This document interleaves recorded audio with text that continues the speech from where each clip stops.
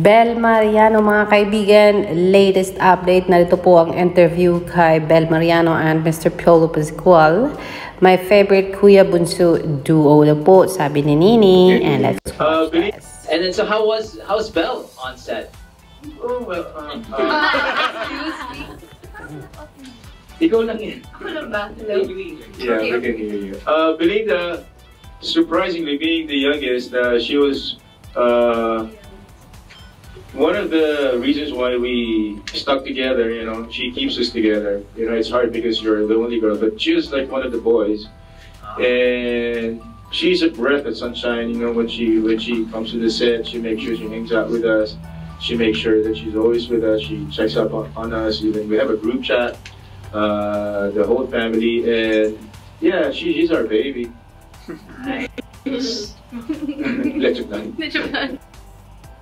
Sobrang kinikilig po si Bel Mariano sa mga description niya on Bel Mariano mga kaibigan. Kasi nga po ay isang Piolo Pascual po yan. And hearing from Mr. Piolo Pascual na Belinda is such a sunshine, ray of sunshine, and that she is keeping them all together as one big happy family, ay talagang napakasarap sa pandinig for sure. So kung kaya hayun at naka-smile po ang isang Bel Mariano on that tone from Mr. Piolo Pascual. Yes mga kaibigan, she is our baby out. Too soft for this one. You are loved, babe. Yan ang sabi nila on Bel Mariano. But then yes, ano ba ang sabi ni Bel Mariano about this big movie with her kuyas and Miss Maricel Soriano? Let's go watch this. I think what's so cool is that there's a thing that I call freedom with guidance. That's at least how my mom raised me. She gives me the freedom to decide for myself, but she guides me towards what's right. So I have that thing called freedom with guidance. Sarap naman ang description ni Bel Mariano about the movie, about her in the story. And ayan, maso-surprise ka na lang talaga kasi may mga bagay pa palang hindi natin alam sa mga nangyayari sa meet, greet, and buy. Sabi ni Nato and Tinky, feeling ko ako na si Inay Maria sa pagka-proud sa dalawang ito, kay Gary Ann at saka kay Mr. Piolo Pascual mga kaibigan. Very consistent daw po talaga si Belinda.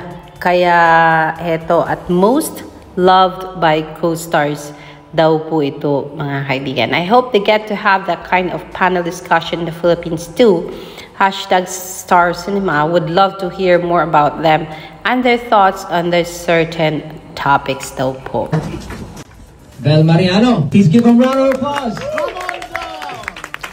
Oh, you guys can do better than that. Just like the Price is Right. Hi everyone. Yeah. What's up everyone? Hey. Thank you for joining us today, and thank you for taking the time out to be with us. And yeah. Can you guys hear me though? You're good. Hi everyone, how are you guys? What's up, Bel Mariano? So ayan, ang gathering na kung saan kasama si Bel Mariano at Piolo Pascual, kasama ang ilang Filipino community dyan sa Los Angeles mga kaibigan. And yes, so far nakaka-proud talaga si Bel. I'll do my best so you can be proud of me too. That's from Elizon mga kaibigan. Siguro nag-aaral itong batang to. And taking the inspirations from Bel Mariano. I felt the same, the one and only Bel. I love you, Piolo. Ha ha ha. Thank you, Papa P. We're grateful for the support and care you are giving to our Bel. We can see how much you've bonded. It's nice to see great actors vibe. Sabi kasi daw, very well said ang sinabi, you're going to Hollywood, ang sinabi ni Piolo Pascual as more encouragement on Bel Mariano.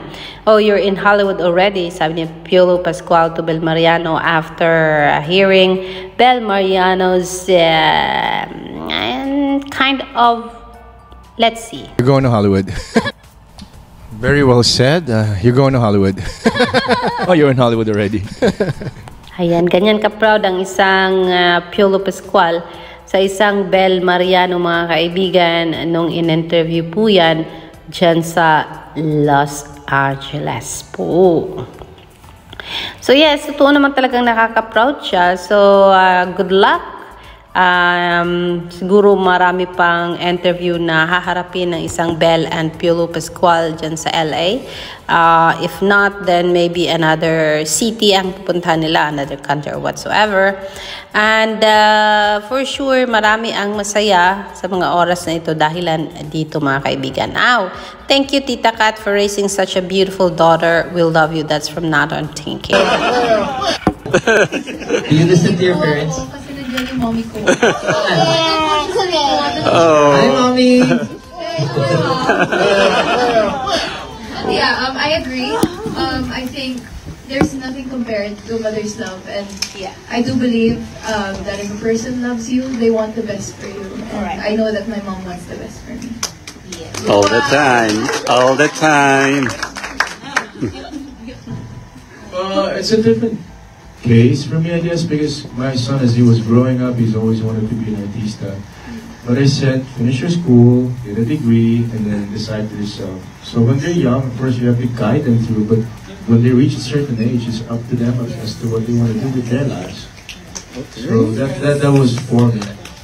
Can I just add to that? I think what's so cool is that there's a thing that I call freedom with guidance. That's at least how my mom raised me. She gives me the freedom to decide for myself, but she guides me towards what's right. So Right. I have that thing called freedom with guidance. So yan po, tama po yan. Ang parents po ay andyan lang yan para po kayo ay i-guide at meron naman kayong kalayaan gawin ang gusto nyo. But yes, hindi natin pwedeng tanggalin na alam na ng parents ang pinagdaanan nila, alam na nilang nangyayari sa paligid, alam na nila mangyayari if yung anak nila ay hindi maggagawa ng tama, 'di ba? So sana ma-appreciate ng mga lahat ng anak 'yan, gaya ng sinabi ni Bel. So yes, Papa P, I know he's goofing around, but deep down you can tell he is so proud of Bel. Our director and personally it was really hard because, like, you know, while doing the film it was really emotional to tap into Jerry, to just, all the more I know her, all the more it hurts, you know, because I know how much she loves her family and she loves her mom, and I know that she'll do everything to just make her mom happy, to do what's right for her mom. So it was challenging, but at the same time it was such a delight. I had such a fun time doing Jerry because I was able to create such a strong bond with the other characters and with our director, and I wouldn't have done it without them. Very well said. You're going to Hollywood. Ayan, binuli po siya ni Mr. Piolo Pascual, mga kaibigan, na pwede na siyang mag-Hollywood. Ay, nasa Hollywood na pala siya. So that is the latest update on Bel Mariano and Papa P na nandyan ngayon sa Los Angeles. Few of the answers na binigay ni Papa P and Bel Mariano, I know there's so much more na dapat nating marinig. Pero yan lang po ang ating maaaring ibigay sa inyo for now. Kasi pag bigay natin lahat na, sobrang isang araw natin pwedeng panoorin at pakinggan. Alexander likes the juice. Ayan po, mga bubblies and believers. Magandang gabi po sa inyong lahat. Bye-bye. See you in a bit for more.